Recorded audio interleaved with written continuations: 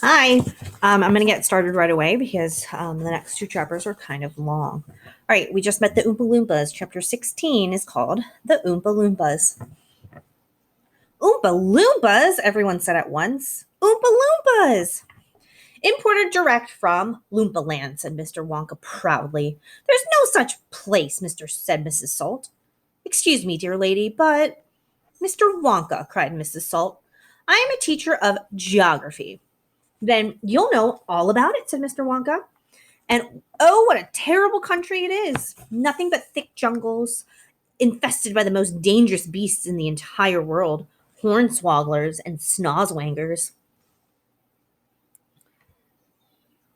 Nothing but thick jungles.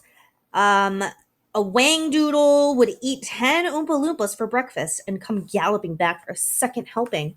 When I went out there, I found the little Oompa Loompas living in tree houses. They had to live in the tree houses to escape from the wangdoodles and the hornswogglers and the snozwangers. And they were practically starving to death. They were living on green caterpillars, and the caterpillars tasted revolting. And the Oompa Loompas spent every moment of their day climbing through the treetops looking for other things to mash up with the caterpillars to make them taste better.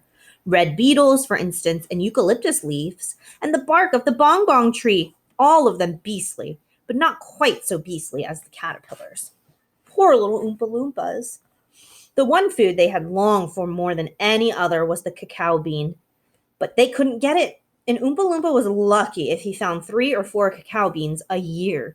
But oh, how they craved them. They used to dream about cacao beans all night and talk about them all day. You had only to mention the word cacao to an Oompa Loompa, and he would start dribbling at the mouth. The cacao bean, Mr. Wonka continued, which grows on a cacao tree, happens to be the thing from which all chocolate is made. You cannot make chocolate without the cacao bean.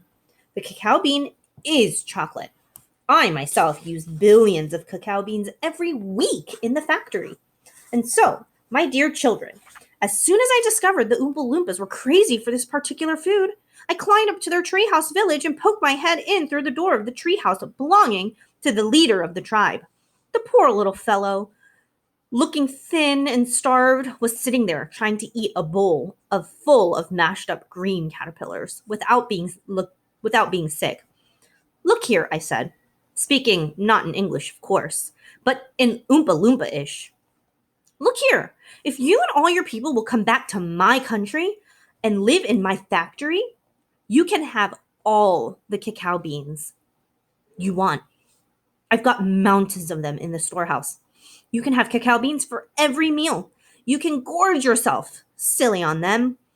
I'll even pay your wages in cacao beans if you wish. You really mean it? Asked the Oompa Loompa leader, leaning up from his chair.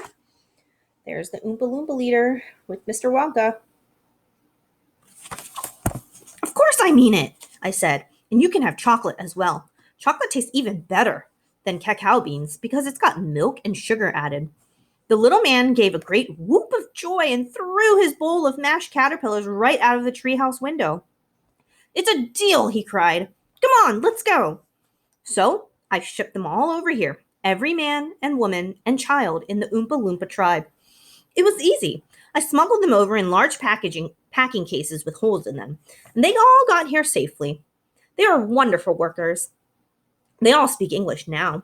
They love dancing and music, and they're always up making songs. I expect you will hear a good deal of singing today from time to time. I must warn you, though, they are rather mischievous. They like jokes. They still wear the same kind of clothes they wore in the jungle. They insist upon that. The men, as you can see for yourselves across the river, wear only deerskins. The women wear leaves, and the children wear nothing at all. The women use fresh leaves every day. Daddy! Shouted Veruca Salt, the girl who got everything she wanted. Daddy, I want an Oompa Loompa. I want you to get me an Oompa Loompa. I want an Oompa Loompa right away. I want to take it home with me. Go on, Daddy. Get me an Oompa Loompa. Now, my pet, her father said to her. We mustn't interrupt Mr. Wonka. But I want an Oompa Loompa now, screamed Veruca. All right, All right, Veruca, but I can't get it for you this second. Please be patient. I'll see you have one before the day is out. Augustus, shouted Mrs. Gloop. Augustus, sweetheart, I don't think you'd better do that. Augustus Gloop, as you might have guessed, had quietly sneaked down to the edge of the river, and he was now kneeling on the riverbank, scooping hot melted chocolate into his mouth as fast as he could. Chapter 17, Augustus Gloop Goes Up the Pipe. When Mr. Wonka turned around and saw what Augustus Gloop was doing, he cried out, "Oh no, please, Augustus, please, I beg of you not to do that. My chocolate must be untouched by human hands." "Augustus," called out Mrs. Gloop, "didn't you hear what the man said? Come away from that river at once." "This stuff is terrific," said Augustus, taking not the slightest notice of his mother or Mr. Wonka. "Oh boy, I need a bucket to drink it properly." "Augustus," cried Mr. Wonka, hopping up and down and wagging his stick in the air, "you must come away. You are dirtying my chocolate." "Augustus," cried Mrs. Gloop. "Augustus," cried Mr. Gloop.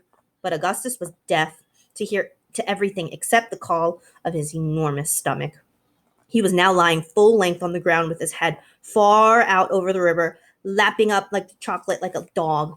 "Augustus," shouted Mrs. Gloop, "you'll be giving that nasty cold of yours to about 1,000,000 people all over the country." "Be careful, Augustus," shouted Mr. Gloop. "You're leaning too far out." Mr. Gloop was absolutely right, for suddenly there was a shriek and then a splash, and into the river went Augustus Gloop, and in 1 second he had disappeared under the brown surface. "Save him!" Mrs. Gloop screamed, going white in the face and waving her umbrella about.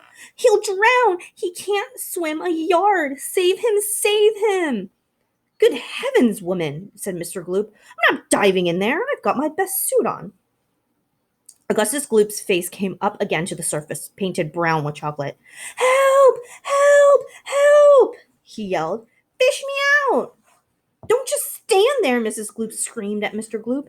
"Do something!" "I am doing something," said Mr. Gloop, who was now taking off his jacket and getting ready to dive into the chocolate. But while he was doing this, the wretched boy was being sucked closer and closer toward the mouth of one of the great pipes that was dangling down into the river. Then, all at once, the powerful suction took hold of him completely, and he was pulled under the surface and then into the mouth of the pipe. The crowd of the riverbank waited breathlessly to see where he would come out. "There he goes!" somebody shouted, pointing upwards. And sure enough, because the pipe was made of glass, Augustus Gloop could be clearly seen shooting up inside it, head first, like a torpedo. "Help! Murder! Police!" screamed Mrs. Gloop. "Augustus, come back at once! Where are you going?" "It's a wonder to me," said Mr. Gloop, "how that pipe is big enough for him to go through it." "It isn't big enough," Charlie Bucket said. "Oh dear, he's slowing down." "So he is," said Grandpa Joe. He's going to stick," said Charlie. "I think he is," said Grandpa Joe. "By golly, he has stuck," said Charlie. "It's his stomach that's done it," said Mr. Gloop. "He blocked the whole pipe," said Grandpa Joe. "Smash the pipe!" yelled Mrs. Gloop, still waving her umbrella. "Augustus, come out of there at once!"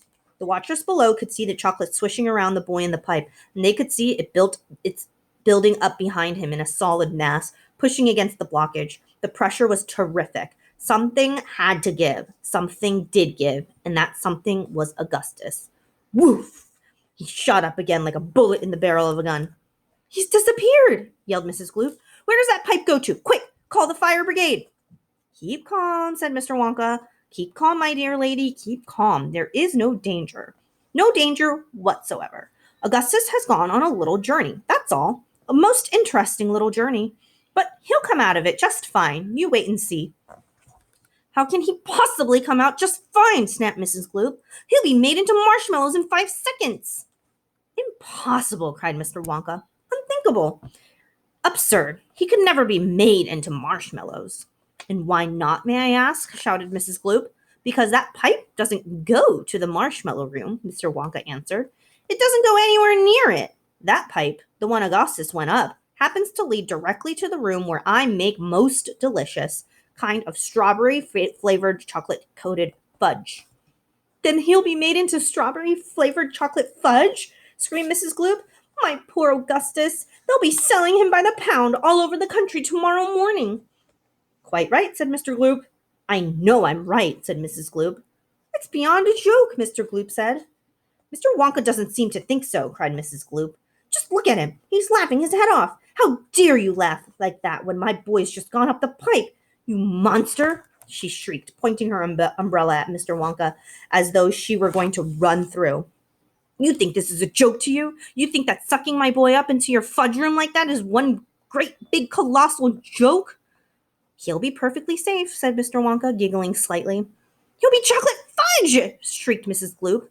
"Never!" cried Mr. Wonka. "Of course he will!" shrieked Mrs. Gloop. "I wouldn't allow it!" cried Mr. Wonka. "And why not?" shrieked Mrs. Gloop. "Because the taste would be terrible," said Mr. Wonka. "Just imagine it, Augustus-flavored chocolate-coated gloop. No one would buy it." "They most certainly would," cried Mr. Gloop indignantly. "I don't want to think about it," shrieked Mrs. Gloop. "Nor do I," said Mr. Wonka, "and I do promise you, madame, that your darling boy is perfectly safe." "If he's perfectly safe, then where is he?" snapped Mrs. Gloop. "Lead me to him this instant." Mr. Wonka turned around and clicked his fingers sharply 3 times. Immediately, an Oompa Loompa appeared as if from nowhere and stood beside him. The Oompa Loompa bowed and smiled, showing beautiful white teeth.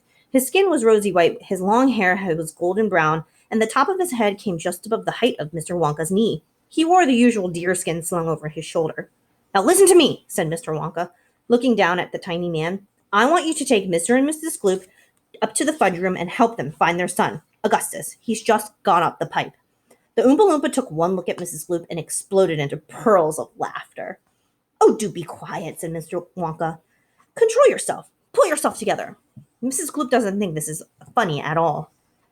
"You can say that again," said Mrs. Gloop. "Go straight to the fudge room," Mr. Wonka said to the Oompa Loompa. "And when you get there, take a long stick and start poking around inside the big chocolate mixing barrel. I am almost certain you'll find him there."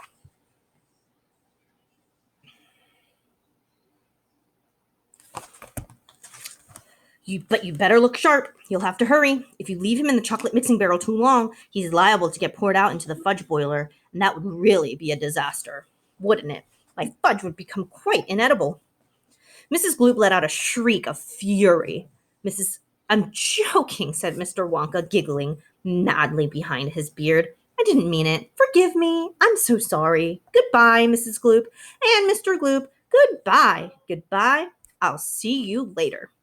And Mr. and Mrs. Gloop and their tiny escort hurried away, and 5 Oompa Loompas on the far side of the river suddenly began hopping and dancing about, though beating wildly upon a number of very small drums. "Augustus Gloop," they chanted. "Augustus Gloop! Augustus Gloop! Augustus Gloop!" "Grandpa," cried Charlie. "Listen to them, Grandpa. What are they doing?" "Shh," whispered Grandpa Joe. "I think they're going to sing us a song." "Augustus Gloop," chanted the Oompa Loompas. "Augustus Gloop, Augustus Gloop, the great big greedy nincompoop. How long could we allow this beast to gorge and guzzle, feed and feast on everything he wanted to? Great Scott, it simply wouldn't do. However long this pig might live, we're positive he'd never give even the smallest bit of fun or happiness to anyone.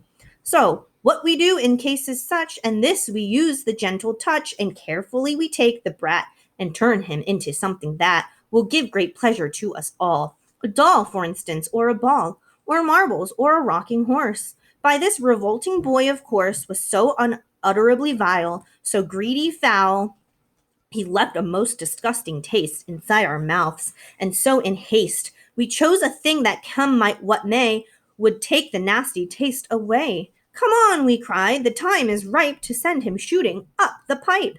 He has to go, it has to be, and very soon he's going to see. Inside the room to which he's gone, some funny things are going on. But don't, dear children, be alarmed. Augustus Gloop will not be harmed, although, of course, we must admit he will be altered quite a bit. He'll be quite changed from what he's been when he goes through the fudge machine. Slowly the wheels go round and round, the cops begin to grind and pound. 100 knives to slice, slice, slice. We add some sugar, cream, and spice.